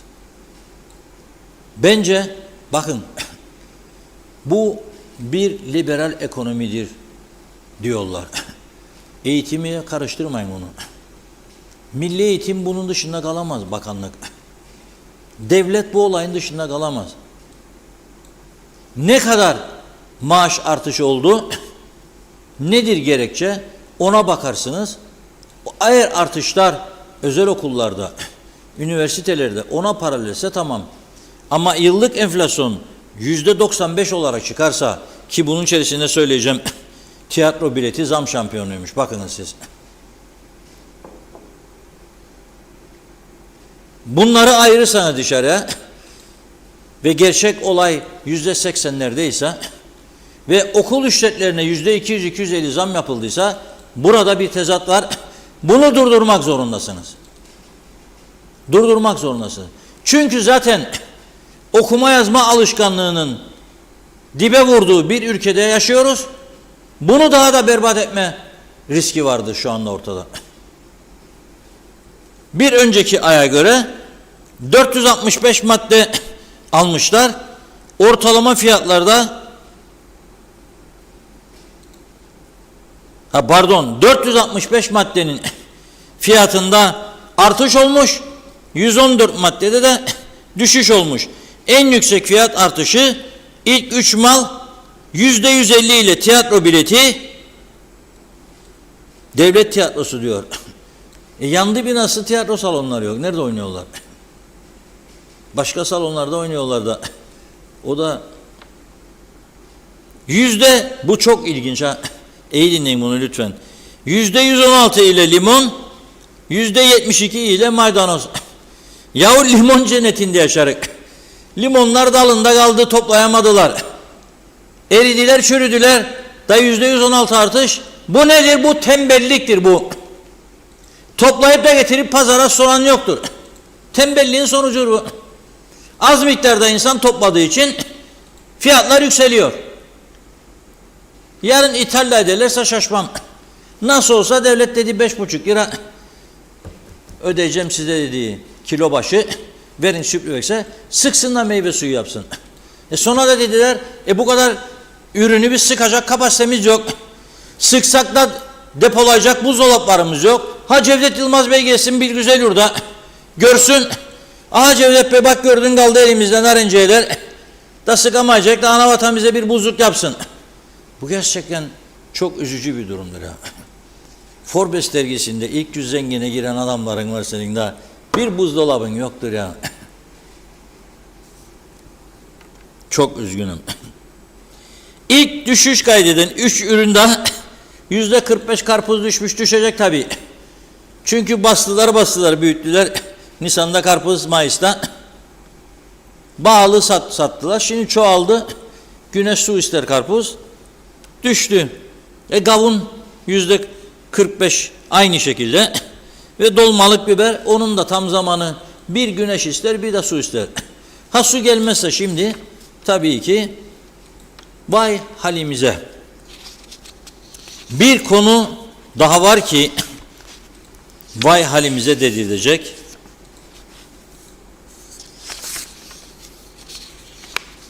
Nedir bilir misiniz? Cezalar, trafik cezaları. Trafik cezaları. Bugün açıkladılar. Alkollü araç kullandın mı bileceksin ki bir asgari ücrete kadar ceza. Gene iyidir yani. Ehliyetsiz kullandın, bir asgari ücret tutarında ceza. 33.926 Türk lirası anında ceza ödeyeceksin. Eğer ceple konuşursan, ne yapan canımda geciktin de seni beklerim, aşk ateşinle yanıyorum, ödeyeceksin 3.392 lira. Gidince de onda alacaksın hıncını. Ne aradın beni bırakmadın rahat diyeceksin. Hadi bitti diyeceksin. Bitirmek de iyi bir şeydir aslında. Yaramazsa gönder gitsin. Vallahi bu Gül Konur Hanım'ı çok sevdim ha. Bugün çok güzel şeylere değindi. Erkekleri suçlamakla geçti ağırlıkla program ama bundan sonra inşallah kadınlardan da bahsedecektir. Çünkü dengeler değişti. Eskiden 10 adam 3 kadın aldatıyorsa şimdi bana göre 10 adam 10 kadın 3 adam pozisyonuna geçmiştir. Kültür ve sanat meselesi, değişim. Kadınlar gücenmesin ama siz de bilirsiniz değil mi çevrenizde? Neler konuşulduğunu duyuyorsunuz. Mesajlaşmaları falan görüyorsunuz.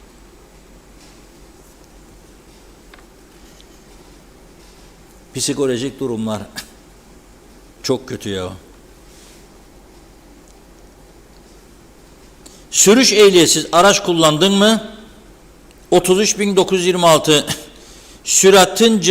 süratin cezası aşılan kilometreye göre 8.481 liraya kadar yükseldi.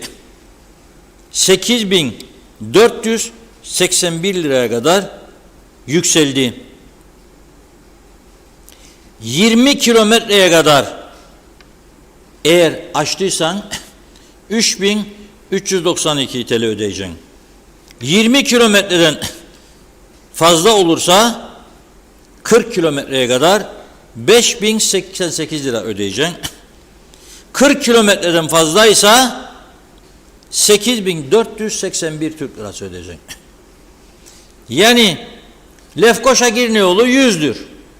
Sen eğer 141 kilometrede gidersen 8.481 ödeyeceksin ki o yolda şimdi gezici radarlar göreve başladı. Ben birkaç yıldır görüyorum. Polis orada çık çık atılıyor yola. Gidiyor. Alkollü içki, uyuşturucu madde ve ilaç tesiri altında araç kullanmak veya kullanmaya teşebbüs etmenin cezası 16.963'tür. Şimdi burada alkollüyü anladım ama uyuşturucu anlaşılır gibi değil. Çünkü sen uyuşturucu testi yapamıyorsun. Bunu buraya koymayacaksın. Uyuşturucu testiyle ilgili tespitler yapılamadığı için Forever TRNC'de şu anda bununla ilgili cezayı belirlemedik diyeceksiniz. Uyuşturucu cihazlarını ne zaman ki getireceksiniz 10 tanesi 180.000 dolar, 20 tanesi 360.000 dolar hiçbir şey. O zaman uyuşturucu şeyini de açıklayacaksınız cezasında. Sürücünün nefesinde veya kanındaki veya idrarındaki alkol oranı 50 ile 100 miligram arasındaysa da araba kullanır 16.963 ödeyecek. Alkol oranı 100 miligramı aşarsa 33.926 lira ödeyeceksin. Ruhsat yoksa seyri söğür ruhsatı 3.392. Ehliyetsiz sürdün 33.926. Sürüş ehliyetini beraberinde taşımazsan 1696. Seyri söğür ruhsatsız muayenesiz 3.392. İlk yardım çantanız yoksa araçta 1696. Tonajdan fazla tehlikeli yük taşırsanız 8481. Egzozdan duman ve zehirli gaz çıkarsa devlet araçlarının ezici bir çoğunluğu böyledir. Başlayın cezayı yazmaya şimdiden. Gidin devlet dairelerinin önüne, baktınız gördüğünüz hareket etti, göreceksiniz zaten zehirleri. Durdurun yazın. 3.392 ödeyecekmiş. Otomobil, otobüs, kamyon, kamyonet araçlarda emniyet kemeri kullanmama 3.392. Üçüncü şahıs sigortasız motorlar kullanma 8.481. İlk yardım çantası bulunur ama okumuştum 1696. Taksiler taksimetre bulundurmazsanız 11.874 lira ödeyeceksiniz. Hileli sürücü çalıştırıyorsanız, yani araba onun değil, izin onun değil, 16.963 lira ödeyeceksiniz. Para cezalarıyla birlikte uygulanan puan cezaları şöyle: hız sınırını 20 kilometreye kadar aştığınız 5 puan, 20'den fazla aştığınız 25 puan, 40'tan fazla aştığınız 50 puan, alkollü içki uyuşturucu testi altında 100 puan, yani ehliyet gitti demek. Mal sahibinden izinsiz 100 puan, sürüş ehliyetsiz araç kullanmak veya müsaade etmek 100 puan, makul sebebi olmadan gerekli teknik cezanın bulunduğu en yakın polis kararına gitmeyi ve yeterli nefes vermeyi reddetmek 100 puan, sigortasız sigorta kapsamında araç kullanmak 20 puan, trafik ışıklarına uymamak 30 puan.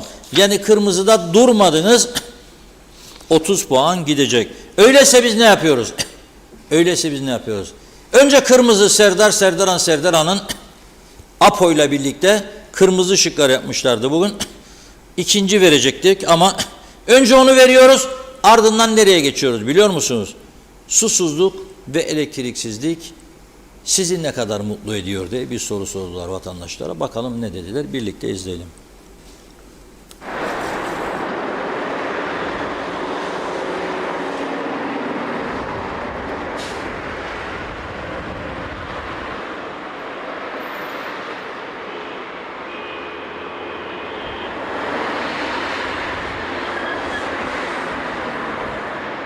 Ülkemizin en önemli sorunlarından olan trafikte sorunlar hala bitmiyor. Kırmızı ışık kural ihlali yapan sürücüler trafikte diğer sürücülere de büyük tehlike yaratmakta.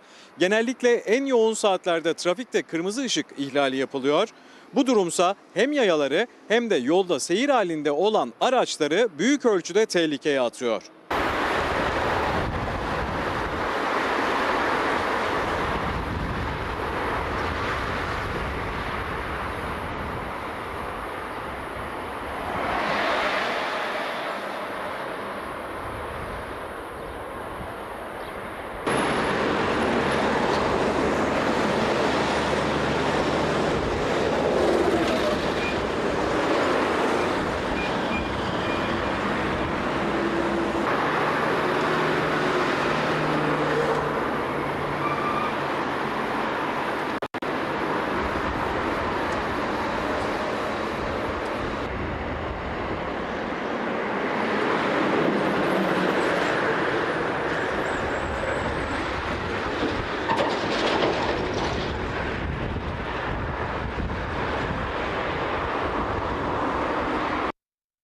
Efendim elektrikleriniz bu aralar kesiliyor mu? Kesildiğinde ne tür sorunlar yaşıyorsunuz? Benim kesilmiyor. Taşkınöy'de kalıyorum burada. Şimdilik öyle bir şey, doğruyu söylemek lazım. Öyle bir sorun yok. Olası Ama kesintilerde bu yaz sıcaklarında ne gibi sıkıntılar yaşayabilirsiniz peki kesinlikle? vallahi klimanız yoksa zor yani. Hava çok sıcak. Dikkatli olmamız lazım artık. Kesmemeleri lazım. Geçitköy'de pompa arızalandı. Ülkeye su verilemiyor şu anda. Bu arıza uzun da sürerse ne olacak? Arıza uzun sürerse işimiz çok zor. Yani su, her şey, elektrik belki daha iyi hallolunabilir ama susuzluk çok zor. Çok zor bu hakikaten. Onun için en erken bir zamanda bir çaresini bulmaları lazım idarecilerimizin. İdare yok ya. Benim şu ara kesilmedi ama az önce sorular içindeydim. Arkadaşım bayağı mağduriyet yaşadı. Küçük bir kafesi var. Yani soğutmaz müşterisiyle biraz mağduriyet yaşadığını tanık oldum yani az önce. Ama şu anda bu metropol yolunda kalırız. Şu ana kadar kesilmedi elektriğimiz. Ama her insan gibi bu sıcakta kesilirse mutlaka bir mağduriyet yaşanır. Benim için sıkıntı olur çünkü benim yukarıda depom yok. Tek depom var aşağıda. Sabredecek, tasarruf tedbirleri aldım evde. Biraz daha dikkatli kullanırım. Yani ellerinde olan bir şey değil yani bu arıza olur. Mühim olan yedek parçaları varsa ve ustalar hemen devreye girerse bu sıkıntı kısa zamanda halledilir gibi gelir bana. Muhakkak kesiliyor. Sıcakta kesilir, gece kesilir. Elektrikli aletlere zarar veriyor. Bazen kesilir, işte yarım saat, bir saat gelir, gene kesilir. Tabii bu da bilmek artık. Muhakkak susuzluk. Benim köyümde susuzluk yoktur. Yani bizde şey var, kaynak suyu vardır. Biz zannedersem şey kullanmıyoruz, baraj suyunu ama bildiğim kadarıyla da bugün sosyal medyadan gördüğüm kadarıyla arıza değil diyorlar. Türkiye'den gelen suda arıza yoktur. Barajdan pompaya, arıtma tesisine giden yerde arıza var. Bugün de tamir edilecek diye ben sosyal medyadan öyle okudum. Tabii barajda da ben görüyorum, benim köyüme yakındır çok şey değil. Barajda bir ara çok su eksildi fakat şu anda su gayet yüksek seviyededir. Yani herhalde arıza giderilmiştir. Şu anda yaşamadık. Şu anda yaşamadık. Peki kesildiğinde ne gibi sorunlar yaşıyorsunuz ev içinde? Tabii rahatsız oluyoruz. Kan terincisini kaldırıyoruz. Başka yapacağımız bir şey yok. Yalnız suyumuz akmıyor. Ve şikayetçiyiz bu durumda tabii ki. Ne gibi zorluklar yaşıyorsunuz susuz şu an? Şimdi şu anda yaşamadık çünkü depolarımızda vardı su. Ama bittiği zaman ne olacağını bilemeyeceğim tabii. Çok uzun sürerse ne gibi önlem almayı düşünüyorsunuz? Ben su taşıyamam ki. Artık o hükümetimizin bildiği bir iştir o. Onların yani bu çareyi bulmaları lazımdır. Bizim yapacağımız bir şey yok. Biz bekleyeceğiz, göreceğiz. Tabii öncelikle elektrikle çalışan Kıbrıs'ta özellikle yaz aylarında olmaz olan cihazlar var, buzluk gibi. Buzlukta uzun süre çalışmadığında dondurucular gibi bir takım bozulmalar olur saklanılan yiyeceklerde. Dolayısıyla ilk etkisi bu oluyor. Yaz aylarında tabii sıcak nedeniyle serinlenme ihtiyacı da oluyor. Oradan mahrum kalabiliyoruz. Tabii benim bu gibi olaylarda uzun süredir gözlemlediğim Aslında her ülkede hiç beklenmedik zamanlarda elektrik kesintisi de olabilir, su kesintisi de olabilir. Bu durumlarda yedek, yani bir araba alırsınız, bir yedek lastiği var. Sizi belli bir yere kadar götürür. Veya da su dağıtımında, elektrik şeyinde yedek jeneratörler, yedek su pompaları olması lazım. Tam bozulan, arızalanan kadar yüksek kapasiteli olmasa bile, yani en azından hiç veremeyeceği su demek yerine sizde 3 günde bir verebileceğiz, 48 saatte bir 3 saat su vereceğiz diyebilirler. Eğer yedek pompalama istasyonu olsaydı. Dolayısıyla benim burada söyleyeceğim muhakkak surette bu gibi tüm ülkenin ekonomisinin yakından bağımlı olduğu sistemler düşünülürken, kurulurken her zaman bir yedek ünitenin de düşünülmesi. Mesela dışarıdan eve geldiğimiz zaman klimayı açıp yatmak isterik doğal olarak ama elektrik kesik olduğunda bunu yapamayız. Ya da atıyorum gene duşa girmek istem, bu defa su kesilir, gene olmaz ve büyük problem yani bu. Peki şu anda ülke genelinde su kesintisi var barajdaki sıkıntıdan dolayı. Eğer bu durum uzun sürerse ne gibi etkilenirsin? Uzun sürerse ne gibi etkilenirik? Yani su çok önemli bir şey hayatta ve çok büyük problemler olur. Yani gene kuraklık bunlardan bir tanesi, yani su, temiz su bulamayız, bu da gene büyük bir problem. Yani artık yetkililerden çok büyük beklentiler olmamasını öğretti bize sağ olsunlar ama yani derhal bir şeyler yapılırsa güzel olacak. Bu yönde beklentiler var ama beklenti olarak kalmasın inşallah. Yani bu sıcaklarda elektrik çok önemli. Klima kullanıyoruz. Bunun dışında cihaza bağlı hastamız var. Onun için elektriklerin bir an önce, yani bu arızaların giderilmesi çok elzemdir. Yani bunu istiyoruz, kurumdan bunu istiyoruz. Devletimizden bunu istiyoruz. Tabii ki yani gene günlük kullanım çocuklar için banyo ve bulaşık bu sıcaklarda çok önemli. Etkiliyor yani. Evet. Bir an önce bu arızanın giderilmesini bekliyoruz.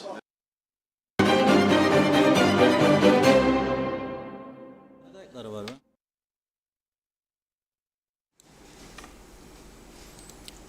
Evet, vatandaşlar bu yaşananlardan dolayı öfkeli, gergin, ama tabii dediğim gibi bunlar yılların birikmiş sorunlarıdır. Artık biz bunları bir haftada, 10 günde, bir senede kolay kolay düzeltemeyiz. Bugün proje yapmaya başlasalar ne kadar su ihtiyacı var bölgelerin, belediyelerin, bu aylar alacak. Ayrıca devamlı değişken bir nüfus var. İskele bölgesi. Şu anda nüfusu en fazla artan bölge. Ne kadar su ihtiyacı olduğunu o belediye başkanı orada ve ekibi nasıl tespit edecek? Ama bunu oturup konuşacak şehircilik dairesi, planlama. Diyecekler ki biz müteahhitlerle de paylaşacaklar. Bir yıl içerisinde mesela şu kadar büyümeyi öngörüyoruz. Ve ona göre su ihtiyacını tespit edip şu andaki sayışlara ne kadar artı yapacak, bu suyu nereden karşılayacak, bunların planlamasını yapacaklar. Bunun başka bir çaresi yoktur. Arıtma sorunu devam ediyor.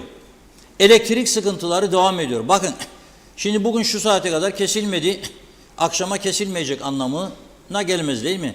Akşam eve gidince yorgun argın bir bakacaksınız sular akmıyor ya da bir bakacaksınız elektrik yok. Bunu hak ediyor muyuz? Hayır. Kaç senedir konuşuyoruz? 83'ten bu yana alsak, KKTC'nin ilanından bu yana 41 yıl. Yazık, günah değil mi ya? Yani bir sorunu çözemedik. Şimdi bu deport işini programın başında konuşmuştum. Sonradan vatandaş olursa, dün Sayın Kudret Özersay'da bağlamıştık telefona. Sonradan deport olayı olursa, yani vatandaş oldu ve deport ettin sen onu. Mevcut yasaya göre edemezsin. Ama birçok Avrupa ülkesinde edebiliyor. Bunu anlattı. Bizim mevcut yasamıza göre ancak devletin aleyhinde casusluk yaptığı tespit edilirse, polisi dövdü, hafif suç sayılıyor. Bu yasaları değiştirmesi gereken Yüce Meclis'tir. Hem bana nüfusun patladığından şikayet edeceksiniz. Hem de buna karşı bir önlem almayacaksınız, olmaz. Çalışma hayatı için işçi ihtiyacımız var mı? Vardır. Belediyeler bugün yolları temizleyecek adam bulamıyor, Afrika'da çalışıyor.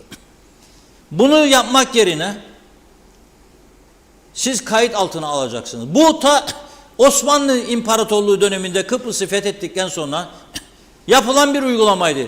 O zaman bildirilirdi listeler halinde 35 tane marangoz ister, 23 tane demirci ister diye. Ve seçilirdi, mülakat yapılırdı bölgelerinde. En güvenilir, en temiz, sicili temiz insanlar gönderilirdi. Bunu yapabilirsiniz gene bugün için. Ama geldi, bunun içerisinde 10 yıl yaşadı, 12 yıl, 15 yıl vatandaş oldu. Eğer vatandaş olduktan sonra sen bunun içerisinde cinayet işliyorsan, ağır tecavüz suçun varsa, büyük uyuşturucu olayın varsa, bu ülkenin de senin vatandaşlığını iptal etme hakkı olması lazım. Böyle bir karar alındığı zaman göreceksiniz suçlarda çok azalma olacak. Adam 20 defa düşünecek.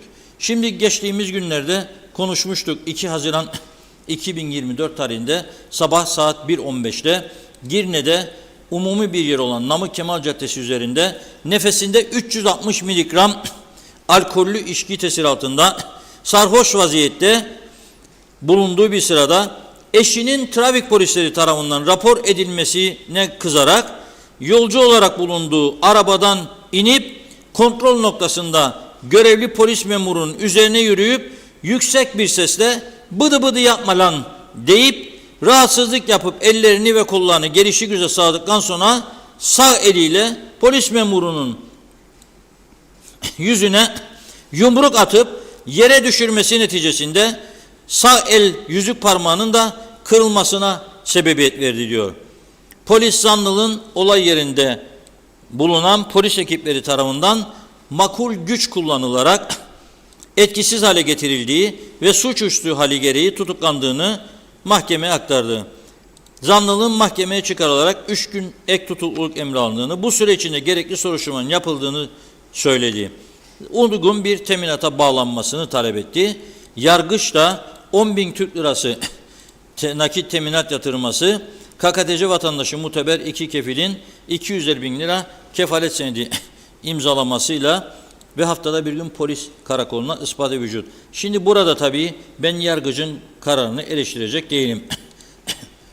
Yargı kararları eleştirmez. Ama sahte diploma meselesinde 500.000 liralar konuştu. Sahte reçete meselesine 500.000 liralar.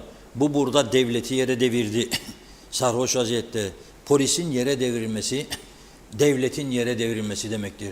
Devlet yere devrildiği zaman siz o devlette asayiş, huzur ve güven sağlayamazsınız.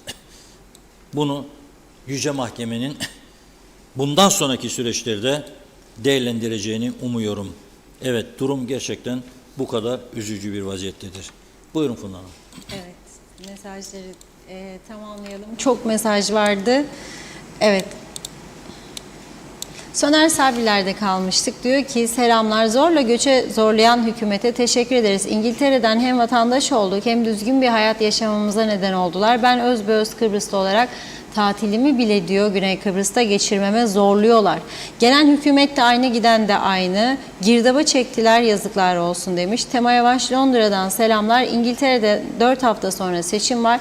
Kampanyayı yalnız televizyonda yaparlarmış. Tülay Türkmen, küçük bir kefen var Reşat Bey. İşveren sigortası en düşük 14.000 lira oldu. Her ay 5.000'i geçti. 2 çocuk okula gider. Bir tanesi üniversitede. Nasıl yetiştireceğiz? Arif Koruoğlu çok kızdı hükümete. Halkın parasını gezmelerde yiyorlar diyor. Haram olsun bunlara yedikleri, içtikleri. Zeliha Adaman iyi ki varsınız demiş. Arif Mustafa Cüce, ne olacak memleketin hali? Emir Ali Tatlıdil, lüks arabaların çoğuna bakın, şahıslar adına değil, hepsi şirketlerin adınadır, vergiden düşerler. Mustafa Siyami Karaman, Lefkoşa Burhan Nalbantoğlu Hastanesi inşaatında henüz 15 yaşındayken, sene 72 idi. Harçlığımızı çıkarmak için gidip çalışıyorduk daha o zamanlar. Hastanenin temellerinin kaydığını duyardık. Dökülen beton devamlı çatlıyordu. Yani bu deprem davası falan değil. Hastanenin yapıldığı bölgede toprak sürekli hareketli. Ali Eyüboğlu ortada devlet otoritesi diye bir şey yoktur demiş. Necdet Mavi Gözlü övünmeye geldiğimizde harmanlık yer isterler. Hiçbir zaman idare edemeyenler, idare ettiklerini sananlar. Her yaz ayında birinci konu yangın ama akıllanmıyoruz. Bizim halk olarak elimizden gelecek bir şey yok demiş. Akıllanmıyorlar diyor. Yangın helikopteri, yangın söndürme uçağı ilk müdahale yapmak için alınmalı. 50 yıl bitiyor. Alınmadı demiş. Adım da atılmadı. Sadece göstermelik makam arabaları, binlerce resmi hizmet aracı var. Hadi diyor beceriksiz idareciler yollayınız da bu hizmet araçlarınız, Mercedesleriniz yangınları söndürsün. Celal Harun makam mevki hiç kimseyi bozmaz. Özü neyse onu ortaya çıkarır. Makamın havasına, şehveti, cazibesine kapılırsanız o zaman bozar demiş. Ülkemiz yönetiminde liyakatsız yöneticiler istemiyoruz demiş. Kıbrıs Türk'ü kadar tembel çıkarcı, sorumsuz, ilgisiz, rahata konmuş, her şeyi hazır bulmuş, şımarık başka bir toplum yoktur dedi. Çağatay Donlar, Alpay Erişken külliyeye, askere, kalan parayı da memura, otellerde izaz ikram diyor. Batmış bir adada hiçbir şey olmaz bu yönetimden. Ahmet Yaşar, İzmir'den Kuzey Kıbrıs'a neden gemi kalkmıyor? Uçak biletleri 22 bin lira gidiş dönüş. Bunun içinde otel yok, yemek yok diyor. Çözülmeli yoksa turizm sıkıntıya girer. Hasan Mercan, artık bu hükümete güvenimiz kalmadı. Türkiye'den para geldiğinde hükümet kendi cebine atıyor demiş. Evet, Çağatay Dolunay seçildiklerinde yüce dedikleri mecliste şeref namus sözü vermişlerdi. Bunların hepsi ne kızdı? Ben söyleyeyim. Nevzat Gökçe, her kesim şikayet eder, cak konuşur fakat gider kuzu yine oy verir, çıkar menfaat uğruna diyor. Sattınız memleketi, şimdi ağlarsınız. Fikret Gönlübol, Reşat Bey bu idarecilerin senin kadar gailesi olsa burası cennet olur. Ali Dereseven, konuştuklarınızın %100'üne katılıyorum. Yetkililerin bu kadar çok uyarıyı kale almaması beceriksizliklerinden değil, şeytani düşüncelerinden dolayıdır demiş. Linda Frame, bu bahsettiğiniz önlem alma ya da tedbir alma gibi konular kağıt üzerinde dört dörtlük gösterilmekte ancak denetim yok, uygulama yaptırım yok. İnsanlar öncelikle bu son zamanlarda değiştiğinden dolayı bu gibi konular es geçiliyor. Malum öncelikler arasında güvenlik olmadığı için çok farklı tablolar ortaya çıkıyor. Toplumsal ruh sağlığı bile es geçiliyor maalesef ki sağlık temel ihtiyaçlarımızdan bir tanesi. Asaf Şenol, ağaç dallarının elektrik tellerine dolaştığı bir yeri tam 5 kez elektrik kurumuna bildirdim. Hala olduğu gibi duruyor demiş. Gürsel Çiğitpaşa, mecliste gelmiş geçmiş milletvekilleri, bakanlar, başbakanlar, cumhurbaşkanları hepsi yargılanmalı ağır şekilde, ömür boyu hapis. Zararları çok oldu ülkeye. Bunca Kıbrıslı adayı terk etti. Hala terk ederler. Bunların yüzünden çala bir şey bırakmadılar. Mehmet Uluçaylı, atların üstünden at sinekleri eksik olmaz. Bizim ülkede de bunlar eksik olmaz. Herkes bağırır ama yüzlerini görünce diyor, olmayan 32 dişlerini sallayaları aka sarılma sırasına girerler. Hasan Nihat Erduran, 60 yıllık ambargolu statü konformist adaleti bu olmalı. Sendrom tedavi ister, radikal operasyon. Salih Güler, ağzınıza yüreğinize sağlık, ne söylerseniz azdır demiş. Allah yardımcımız olsun. Yılmaz Nasipoğlu, cezaevindekiler de salınsın, hiç değilse devlet harcamalarından kurtulurlar. Ahmet Yaşar, Reşat Bey, biz pasaportla Kuzey Kıbrıs'a geldik mi bize en hızlı vize veren Yunanistan vize için ret veriyor.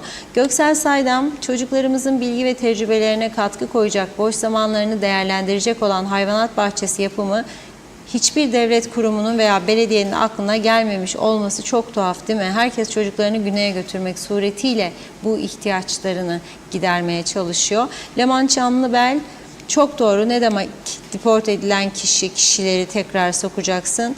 Burada olanlardan huzursuzuz. Zaten dışarı çıkmaya, yolda yürümeye korkar olduk diyor. Kapılar, pencereler çifte kilit altında. Bu ne demiş? 74 öncesi biz bunların hiçbirisini yaşamadık. Zena Zarif, Güney İngiliz vatandaşlarından suç sicili var mı yok mu diye polisten temiz belgesi istiyor. Bankada da hesap açmak için birkaç yıl önceden 15 euroymuş. Mustafa Özcan, siz sürücülerin, sevdiklerinizin güvenliği bizim için önemlidir demiş. Salih Beyaz Otolastik Servisi TV 2020 izleyicilerine %15-20 oranında indirim yapacakmış. Fikret Pekçioğlu, hepsi yalan konuşmayı seviyorlar dedi. Umutlu olmak lazım. Tüm sıkıntılara ek şimdi bir de yangınlar başlayacak. Handan Felek, ağzınıza yüreğinize sağlık. Doğruları söylüyorsunuz. Bir vatandaş olarak sizi gıptayla izliyorum. Mustafa Veziroğlu, elektrik yok, su yok, para yok demiş. Güvenlik yok. Hüsniye Emel Özel, istihdamlar ihtiyaca ve yeterliliğe göre değil dedi. Necdet Mavi Gözlü, burada olanlar azmış gibi deport edilenler asgari ücret ödeyerek tekrar gelsinlermiş. Akıllarını peynir ekmekle mi yediler diyor. Bu fikir kimden atıldıysa derhal istifa edip gitsin demiş. Buradaki suç makinelerini nasıl deport ederler diye düşünürken bunların düşündüklerine bakın. Savaş Ulus Mertçoğlu, bu ülkeye adil vergi sistemi gelmeyince ülkeye doğru düzgün yatırım yapılamaz. Göya Bodrum mahkumundan vergi toplarsınız. Yazık. Hasan Yılmaz Işık, haklarımızı ve Allah'ın nimeti suyumuzu bile gasp eden Rumların su yerine yalnız kanalizasyon atıklarının Kuzey Kıbrıs'a verilmesinde işbirliği yapmalarına nasıl bir açıklama yapabiliriz dedi. Evet, birkaç mesaj daha aktaralım. Taner Çizer, Digoma'dan selamlar. Gültekin Bilge, kim korkar yangından, biz Kıbrıslıyız demiş. Evet, Ömer Meraklı, su meselesinde Kıbrıs Türk halkı rahat olsun, 3 vakte kadar suya kavuşacaklarmış. Emrah Adaklı, okulların tadilatı 1. sırada olmalı. Abdurrahman Albayrak, Doğu Akdeniz Üniversitesi'nde taksiciler de okula girdikleri için para istiyorlar diyor. Mehmet İnancı, külliyenin yarısına hapishane yapılmalı. Eşref Mevlütoğlu, sahte diploma yüzünden üniversitelerden mezun olan çocukların diplomaları Eğitim Bakanlığı'nda bekletiliyormuş. Soner Adataş, Limasol'da itfaiye araçları çalışır durumda dedi. Bakıyorum, Hacer Kılıçoğlu, asgari ücret 29.500, okul ücretleri, 2 çocuğun kreş parası 24.000 diyor. Nereden bakarsan bak soygun. Devlet okullarında da maalesef yerli halkın çocukları yok dedi. Gülbey Alasır, çukur yolların sorumlularına ceza var mı demiş. Evet, bakıyorum. Timur Boşnak, reisin adamları bunu çözer dedi. Kamil Gürsesler, yiğitlerde de elektrik yok diyor. Evet, teşekkür ediyoruz mesajlarınız için. Buyurun Reşat Bey. Evet, bir okur izleyicimiz diyor ki devletten aldık, özele verelim dedik çocuğu diyor. 2 çocuğa 500.000 lira verdim diyor. Anneleri de işte diyor. 2 çocuk 320.000 lira diyor şimdi. Ne hal oldu böyle diyor. Neyse. Dün akşam sosyal medyaya bakarken beni üzen bir gelişme de şu oldu. Bazı restoran, meyhane işletmecileri tabi yazdır, hava sıcak, millet orada bir su bir bardak, bir su bir bardak. Bunlar yıkanacak. 2000 tane de bardağı yok ya adamın. Su istiyor. Harcaması çok. Depoda küçükse bulamıyor. Bütün gece çağrı yaptı Emir Ali Bey, baktım. Tanker yok mu? Tankerci bilen yok mu? Su arıyoruz ya falan, para da mıyım diye. Bulamadı. Bulamazsın. Zaten bir de tankerle gelecek suyla bardak yıkadığını düşünsen. Eğer o kolibasili varsa o bardakta o yıkadıkça sen bardak temizlenmiş olmuyor yani. Çok ciddi bir durumdur bu. Susuz hayat olmaz. Elektriksiz hayat olmaz. Bu çağda biz eğer elektriği konuşuyorsak bu olmaz. Yani bu kadar istihdam ve hala bakıyorum, çağrı ne yöndedir biliyor musun? Özelleşmeli kurum bir an önce. Neyi özelleşecek? Ne? Neyi özelleşecek? Çürümüş jeneratörlerle elektrik üretmeye devam etmek istiyorsunuz. Olamaz. Olmayacak da. Bir süre sonra yakıt bulamayacaksınız bu jeneratörleri çalıştırmak için. Bakın ne yapar diğer taraf. Örnek alın. Ama hem her türlü hizmeti ayağıma getir, hem de vergi vermem, o da olmaz. denetleyecek. Birçok meslek sahibi var ki günlük kazanç bazılarında 50 bin, 100 bin, 1 milyon olan da var. Ama bir tane fatura yoktur. Yoktur.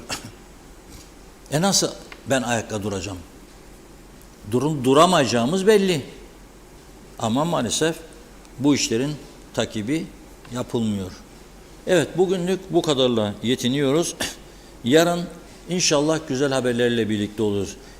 Bu akşam hep birlikte dua edelim. Bu Geçikköy'deki pompa arızası giderilmiş olsun ve Anamur suyu yarından itibaren yeniden dağılasın. Bir başka dua daha yapalım. En az 1 sene süreyle bu pompa bir daha bozulmasın. Deniz altından gelen borular kopmasın. Su sıkıntısı yaşamayalım. Bir dua daha yapalım. Allah'ım yaz olmasına bakma. Yağdır Mevlam, su yağdır. Yağmur ver bize. Su akmazsa çıkalım dışarıda yağmur suyu altında yıkanalım veya kova dolsun. Başımızdan aşağı dökelim. Evet. İnşallah yarın bu sorun ortadan kalkmış olur. Biz de güzel haberlerle birlikte oluruz. Evet, teşekkür ediyoruz. Tamamlıyoruz sevgili izleyenler. Yarın akşam yine aynı saatte görüşmek üzere diyelim. Şimdilik hoşça kalın.